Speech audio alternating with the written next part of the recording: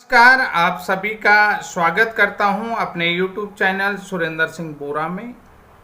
साथियों, उत्तराखंड प्राथमिक शिक्षक भर्ती में माननीय सुप्रीम कोर्ट के 11 अगस्त 2023 के फैसले के बाद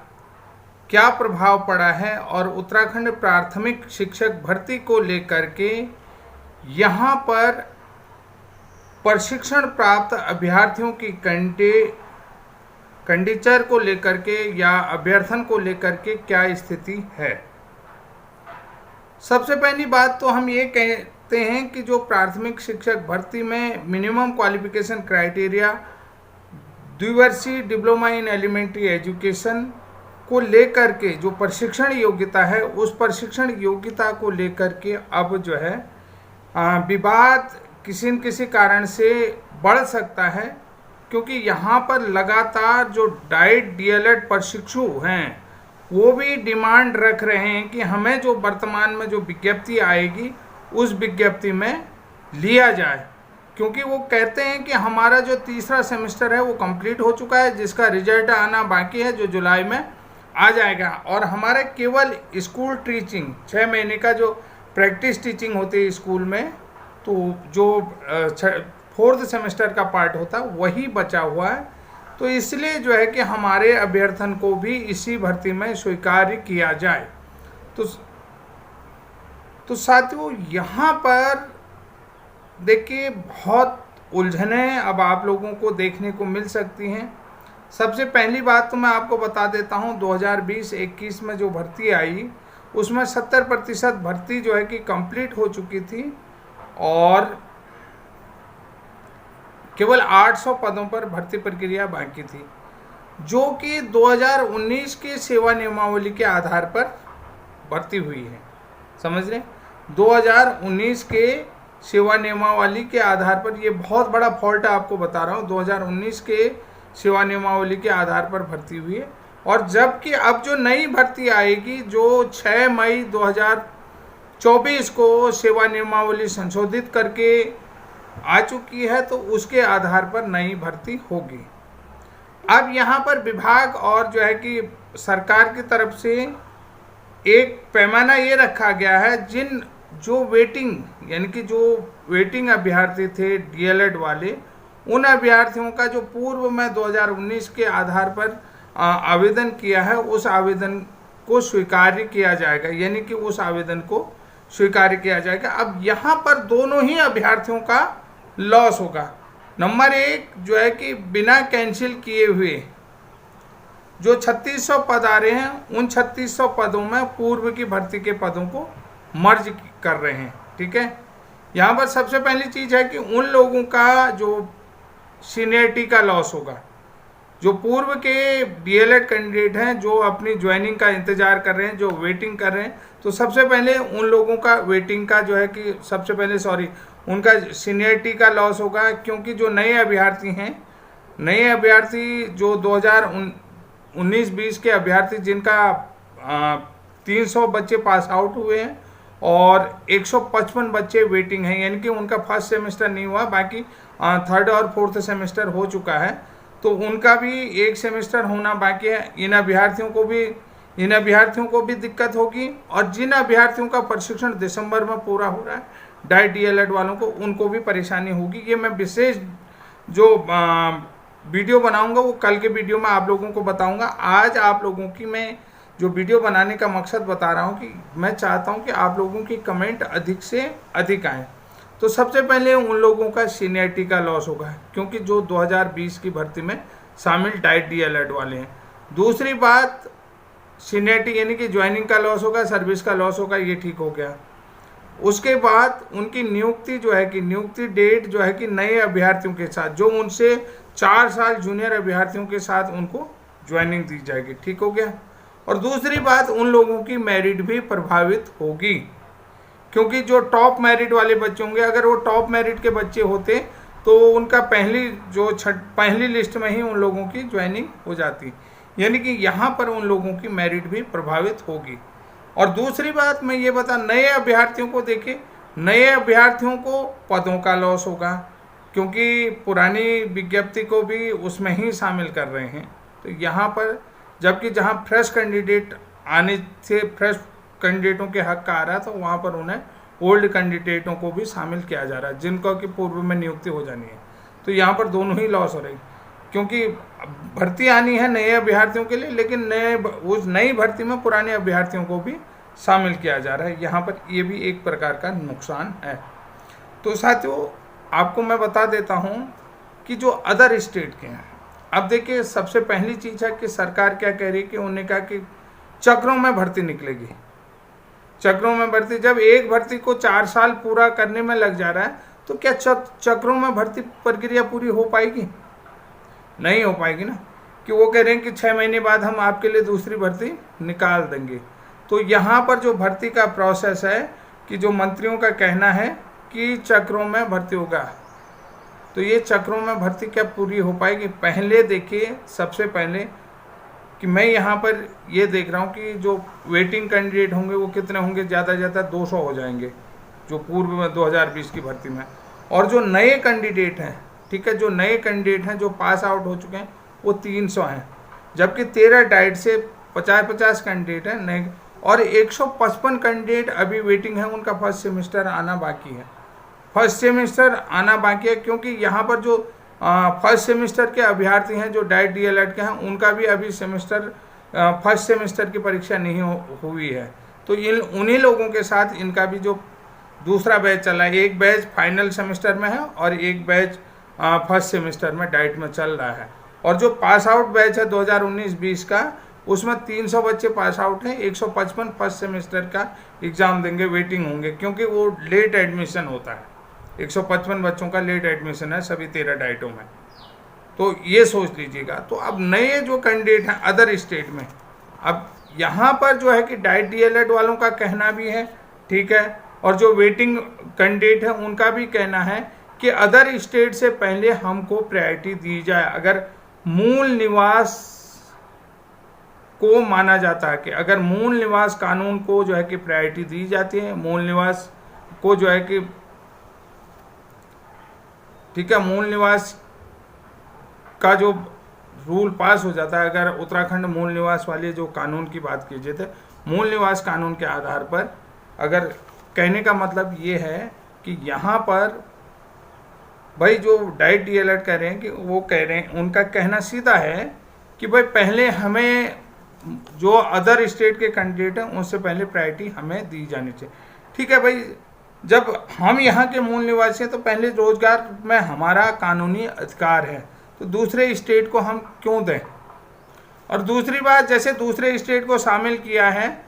तो जैसे यहाँ पर एक नियमावली बनी थी कि अगर उत्तर प्रदेश का कैंडिडेट यहाँ उत्तराखंड में रह करके डीएलएड कर रहा है, उत्तराखंड में रह करके हैं, तो उसे जो है कि यहाँ के सेवारत होने का प्रमाण पत्र देना पड़ेगा। यहाँ पर जो अदर स्टेट के कैंडिडेट हैं उनको यहाँ पर सेवारत होने का प्रमाण पत्र देना पड़ेगा, ठीक है। और इसी प्रकार के से अगर जो अदर स्टेट से उत्तराखंड के अभ्यर्थी भी अन्य जगहों से डीएलएड कर रहे हैं या दूसरी चीज़ कर रहे हैं, तो उनके जो भी पेरेंट्स हैं, अभिभावक हैं, वहाँ सेवारत होने का प्रमाण पत्र दिया जाना चाहिए, नहीं देना जाना चाहिए। अगर मूल निवास कानून की बात कर रहे हैं कि भाई कोई जो है कि हरियाणा से डीएलएड कर ले रहा है, कोई राजस्थान से डीएलएड कर ला रहा है, कोई मध्य प्रदेश से डीएलएड कर ला रहा है, ठीक है, और कोई जो है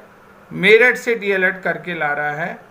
या एमपी से करके ला रहा है, राजस्थान से करके ला रहा है, पंजाब से ला रहा है, तो वो अभ्यर्थी जो है कि दलालों के माध्यम से जा रहा होगा निश्चित रूप से, कि वहाँ से अदर स्टेट से डीएलएड करके आ रहा है, तो उस बंदे का क्या, वो वहाँ एंट्रेंस एग्जाम में बैठा है। सबसे बड़ा सवाल ये डाइट डीएलएड वाले सुन लें, आप लोगों की प्रतिक्रिया जरूर आनी चाहिए कि उस बंदे ने वहाँ का विज्ञापन कौन सा आया है, किस विज्ञापन के तहत उन्होंने कब आवेदन किया है, क्या वो एंट्रेंस एग्जाम में बैठा है या नहीं बैठा है, सबसे बड़ी चीज़ है, क्योंकि यहाँ पर डीएलएड का एंट्रेंस एग्जाम होता है। अगर सरकार जीरो टॉलरेंस की बात करती है तो हम यहाँ पर इस बात को भी रखेंगे कि भाई क्या उसने वहाँ एंट्रेंस दिया है, अगर दिया है ठीक है, और वहाँ पर उसका कौन सेवारत है, अदर स्टेट में जो सेवारत है वहाँ पर सेवारत कौन है, कि भाई कौन वहाँ पर सेवारत है, चाहे प्राइवेट जॉब में हो, गवर्नमेंट जॉब में हो, अदर स्टेट से डीएलएड करके आया है तो कैसे करके आया है, क्योंकि पहली प्रायोरिटी जो 8 अप्रैल 2024 के सुप्रीम कोर्ट सुनवाई में जो बीएड के पक्ष में, तो सुप्रीम कोर्ट ने हर राज्य से डेटा मांगा है। तो हर राज्य का डेटा सुप्रीम कोर्ट में गया होगा कि हमारे पास यहाँ पर इतने डाइट डीएलएड प्रशिक्षित हैं, या मतलब sufficient candidate number of diet DElEd candidate हैं या डीएलएड कैंडिडेट है, तो ये गया होगा। तो अब यहाँ पर देखिए सबसे बड़ी चीज़ 3600 पदों में भर्ती आ रही है, तो आपके पास कैंडिडेट कहाँ हैं? तो ऐसे को लेकर के जो डाइट डीएलएड वाले हैं, तो डाइट डीएलएड वाले ज़रूरी कानूनी सलाह का पालन करेंगे, कानूनी प्रक्रिया को अपनाएंगे। तो कानूनी प्रक्रिया उनको अपनानी भी चाहिए। अब वो कानूनी प्रक्रिया कैसे अपनाएंगे ये भी मैं आपको बता देता हूँ। उनको कानूनी प्रक्रिया का सहारा लेना पड़ेगा, क्योंकि जो पूर्व में आवेदन हुए उन 2019 की सेवा नियमावली के आधार पर आवेदन हुए हैं, और अब जो आवेदन होंगे वो 2024 की नियमावली के आधार पर होंगे। तो 2019 की सेवा नियमावली के आधार पर आवेदनों को मर्ज नहीं किया जा सकता 2024 की सेवा नियमावली में, यानी कि जो पूर्व से आवेदन है तो उन्हें नए सिरे से आवेदन करना तो ठीक है। अब नए सिरे से आवेदन करेंगे तो उनकी मेरिट प्रभावित होगी निश्चित रूप से। अब पूर्व के आवेदन को एक्सेप्ट किया जाता है, तो वो सेवा नियमावली 2019 की, अब नए सेवा नियमावली आधार, तो यानी कि ये जो है कि एक स्टे का आधार बन सकता है जो डाइट जिनका दिसंबर में सेमेस्टर पूरा हो जा रहा है डाइट डीएलएड वालों का, तो ये स्टे का आधार हो सकता है। क्योंकि टीचिंग ही करनी है उन्होंने, स्कूल टीचिंग ही उनकी बाकी है, जुलाई में उनका रिजल्ट आ जाता है, तो उन लोगों का अभ्यर्थन जो है कि सरकार ने स्वीकार करना चाहिए। ये एक मजबूत आधार। दूसरी बात देखिए, बिना पूर्व की भर्ती को कैंसिल करे हुए आप जो है कि नई भर्ती में उन पदों को शामिल नहीं कर सकते हैं, ये भी है। और दूसरी बात है, पुरानी भर्ती में लेकर के कई केस जो है कि पेंडिंग है, जैसे हमारा भी ब्रिज कोर्स को लेकर के उसको चैलेंज किया हुआ है, वो भर्ती प्रक्रिया को चैलेंज किया हुआ है, तो वहाँ पर वो पूर्व भर्ती में वो भी आवेदन किए हुए मेरिट का आधार बना रखा है। 8 अप्रैल को सुप्रीम कोर्ट का डिसीजन भी आया है कि ब्रिज कोर्स को लेकर के। तो ऐसे में अब बहुत सारी चीज़ें हैं। देखिए अब भर्ती कौन उलझा रहा है, बहुत सारे लोग कह रहे थे कि हमें भर्ती करवाने दीजिए, भर्ती देखिए टीचरों की रिक्वायरमेंट है, भर्ती उलझा रही है सरकार, हम नहीं उलझा रहे। उलझा रहे हैं कि नहीं उलझा रहे? अब भर्ती को डाइट डीएलएड वाले समझ रहे होंगे भर्ती की उलझन कहाँ से पैदा हो रही है। अब जैसे बीएड वाला तो कोई कोर्ट जा नहीं रहा है, तो आप डाइट डीएलएड वाले खुद कोर्ट जाएंगे, कानून का सहारा लेंगे नहीं लेंगे? ये बात देखिए भाई, अब आपसे अलावा अदर स्टेट डीएलएड को ले लेते हैं, तो फिर आप मूल निवास कानून का क्या औचित्य रह जाएगा कि जो मूल निवास कानून को आप कर रहे हैं, तो उस कानून का क्या है कि उसमें जो है कि मूल निवास वाले में जो है कि बाहर के कैंडिडेट को लेने का, उसके यहाँ सेवारत होने का प्रमाण पत्र देना है। अगर उनने बाहर से किसी स्टेट से यहाँ का कैंडिडेट बाहर से करके ला रहा था, उसके पेरेंट्स वहाँ हैं, अभिभावक वहाँ सेवारत कर रहे थे, उसका प्रमाण पत्र इसके साथ रखना चाहिए नहीं रखना चाहिए, ये सारी बातें समझना चाहिए। और जितनी भी आप लोगों की समस्या, 13 डाइट हैं हमारे यहाँ, और 13 डाइट के अभ्यर्थी जो हैं कि अधिक से अधिक संख्या में हमें कमेंट दें, और पूरी समस्या मेरे पास आपकी पूरी रिकॉर्ड, ये देखिए इस लिफाफे में ये है कि पूरा आपका कहाँ कितने कैंडिडेट हैं ये पूरा लिखा हुआ है।